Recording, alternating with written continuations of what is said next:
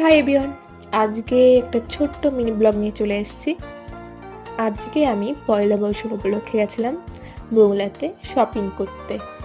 তো যাওয়ার পথে আমাদের বইয়ের স্টেশনে এই প্রচুর আম হয়েছে, তো সেটুকু একটু দেখিয়ে দিলাম।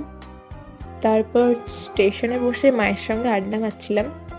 আমি আর মা কোথাও গেলে দুজন মিলে এত আড্ডা মারি, আর আমার মা আমার ক্যামেরাম্যান হচ্ছিল। ঠিক আছে, এখানেও জাস্ট এমন একটা কথা বলেছে, আমি শোনাতে পারলাম না, হাসতে হাসতে আমি জাস্ট কি বলবো।